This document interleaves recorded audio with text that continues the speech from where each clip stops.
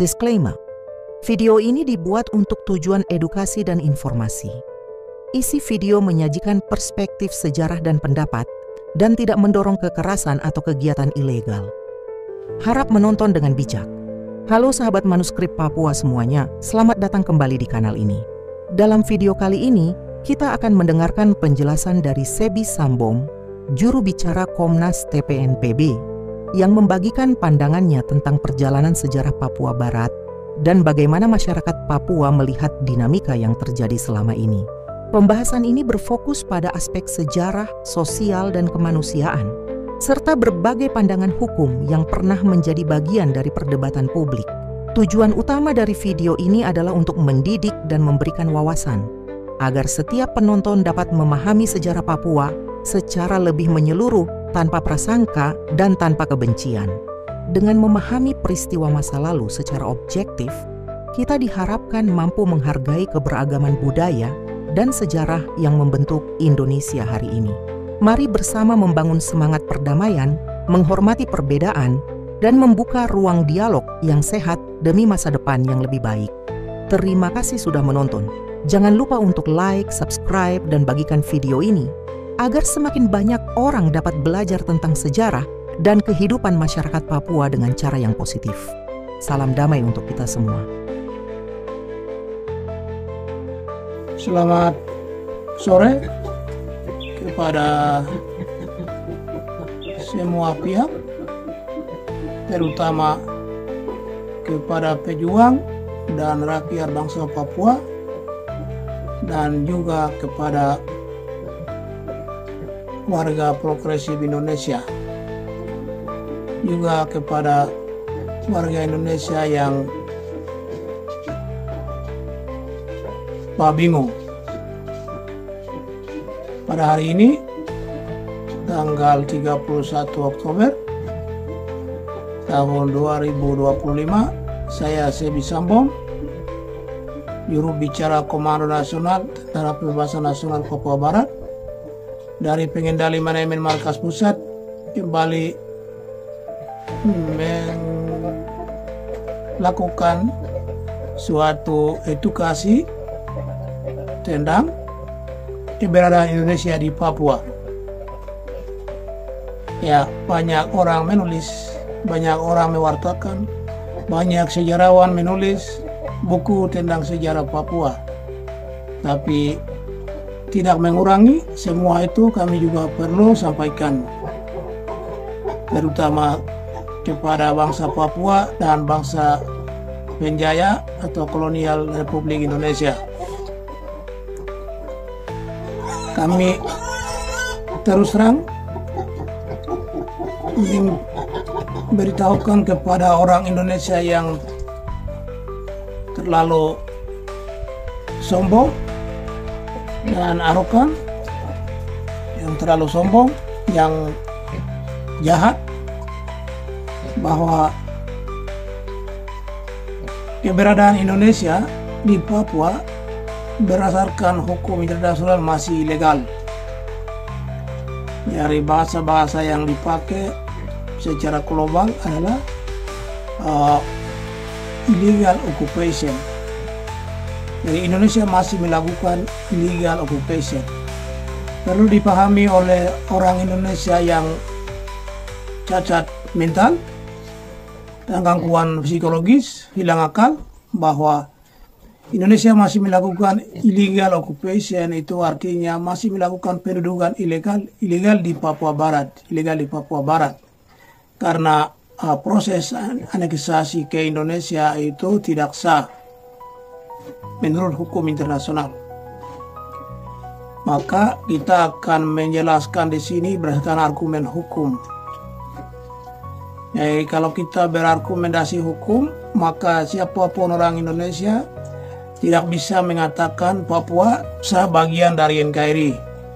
Hanya itu orang-orang yang bingung, orang-orang yang belum sekolah, hanya mendengar cerita orang. Tapi kalau orang yang sudah sekolah, bisa membaca, bisa menulis, maka mereka cerdas dan akan paham.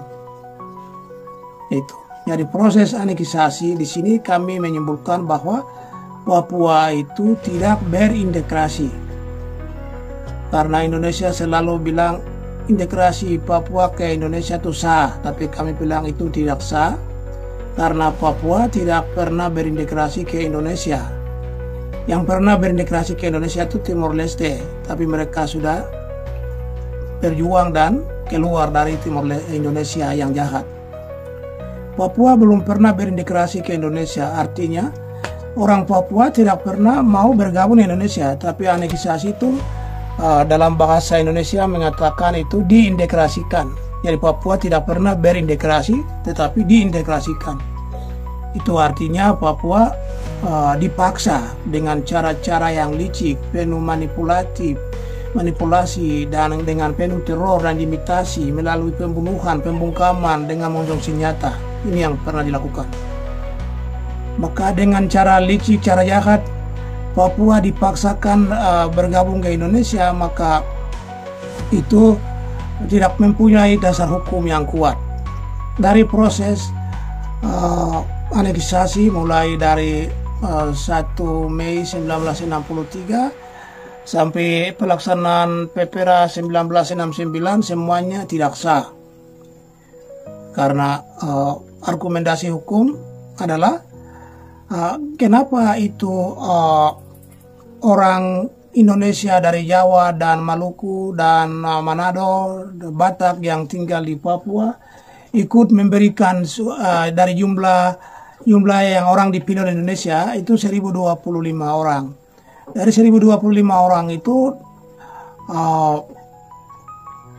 600 lebih itu orang Indonesia, orang Papua hanya 400 so. Itu.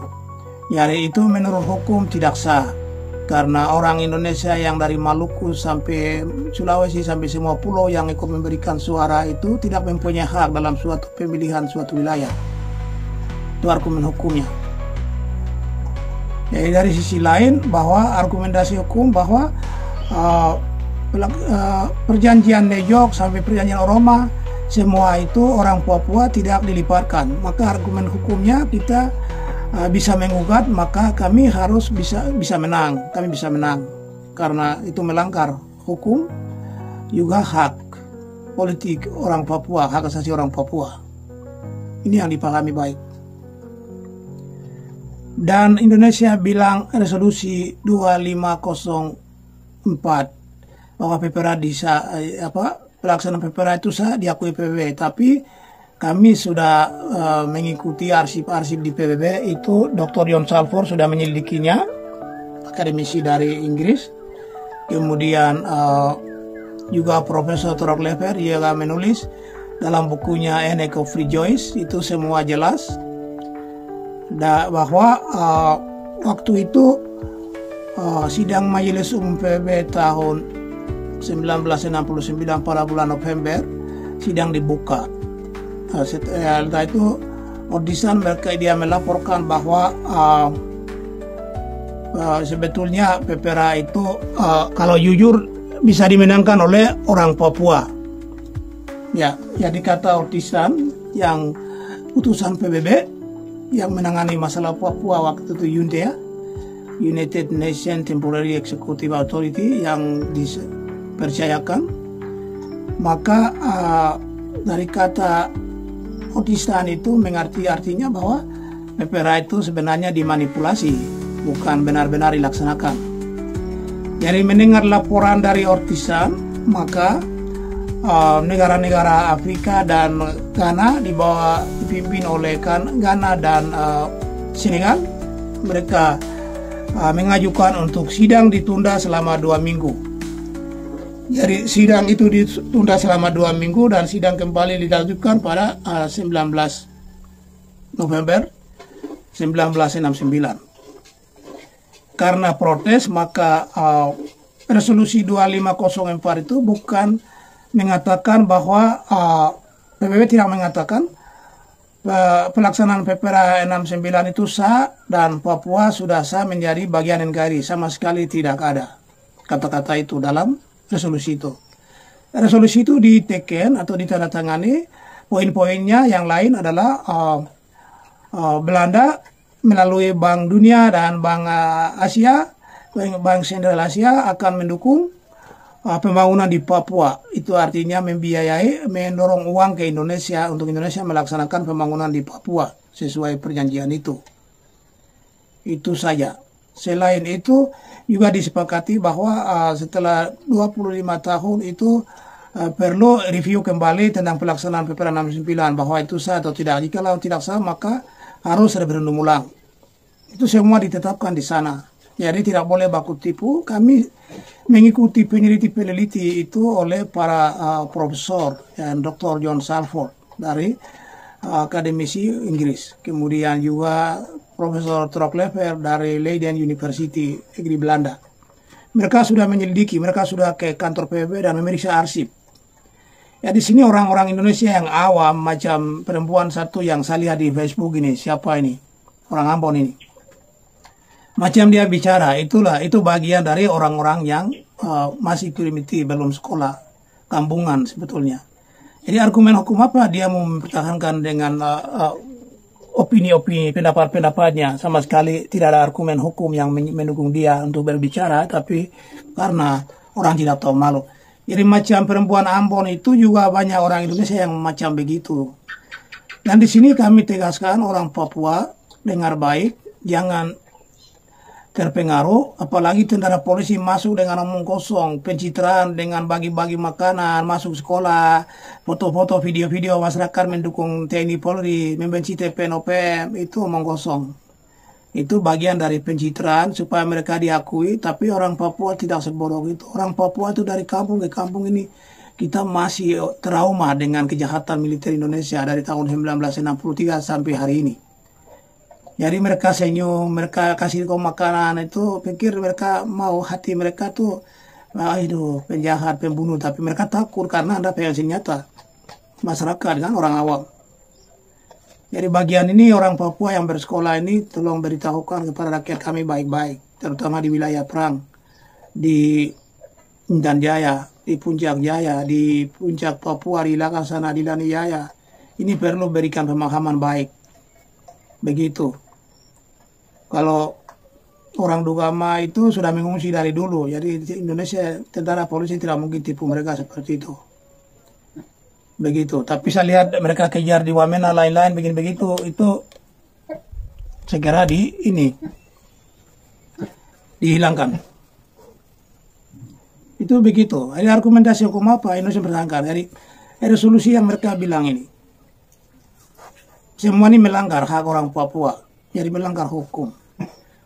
Dan kita kembali ke persiapan kemerdekaan yang telah dilakukan oleh orang Belanda dengan orang asli Papua 1960-an. Itu dilakukan berdasarkan piagam PBB untuk di mana mereka menyerukan semua negara yayahan harus diberikan kemerdekaan atau non-self-governing territory.